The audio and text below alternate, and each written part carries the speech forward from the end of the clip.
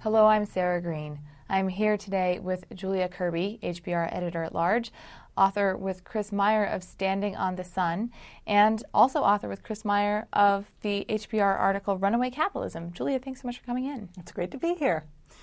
Julia, tell us, what is runaway capitalism? Is this part of the whole sort of we're doomed, capitalism is over phenomenon? Right, well, that's exactly the context in which we did this. There's been so many calls for capitalism's death, or at least diagnoses of its imminent demise, and I guess I will start by saying the patient lives. But we called this piece Runaway Capitalism because we really do think that there are some excesses that capitalism has succumbed to. And we use the word runaway because we're making an analogy to what's called the runaway effect in evolutionary biology. Now, the famous example of this is the peacock's tail. What happens with the peacock's tail is that it gets longer and longer with every generation and over centuries. And the reason that happens is because peahens prefer peacocks that have bigger tails. Well, so therefore they select those.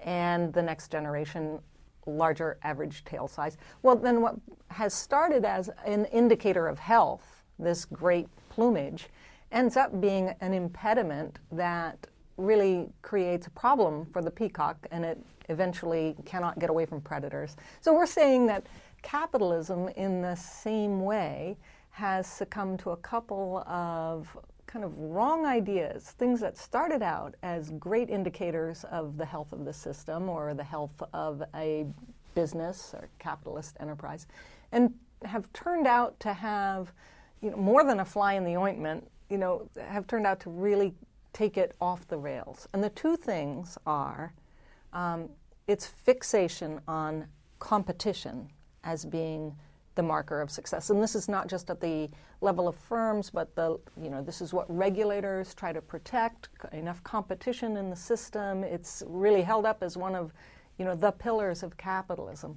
The other one is the fixation on return on equity, ROE being the thing that we try to optimize on when we're running a business.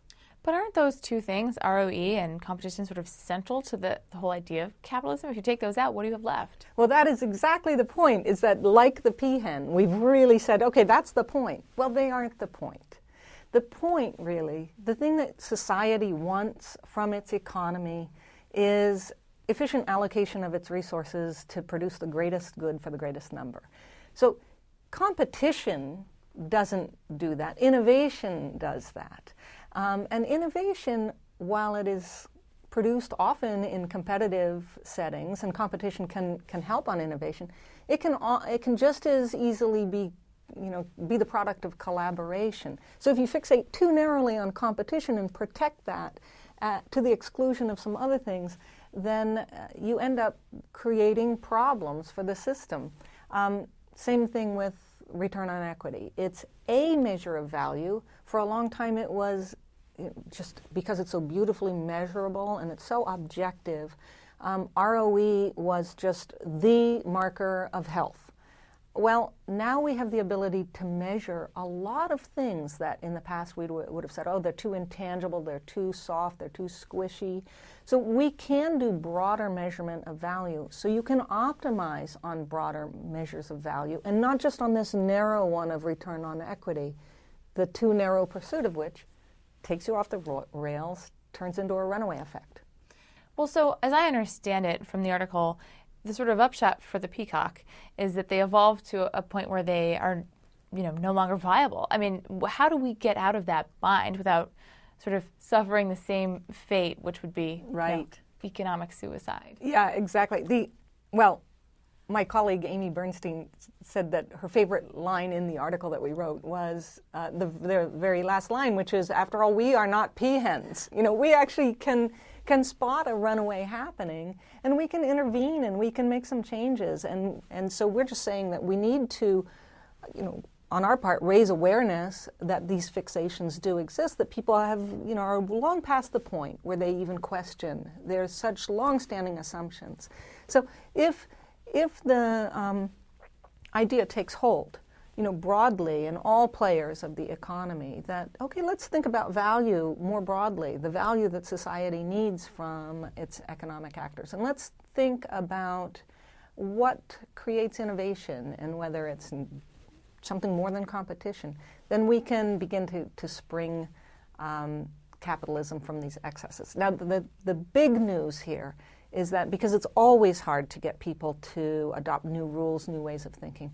But what we have at this moment is this incredible opportunity in the rapid growth of the emerging economies, which essentially creates a greenfield opportunity. It's not that these places are wide open and nothing is happening there. I mean, they're just incredible hives of economic activity. But if you think about what they are now compared to what they will be because of their growth trajectories, that is a greenfield opportunity. So we're saying if you had the ability, given today's ability to measure things, looking at value more broadly, looking at all the collaboration that's obviously creating innovation, would you come up with the same rules that people did 100 years ago? You wouldn't.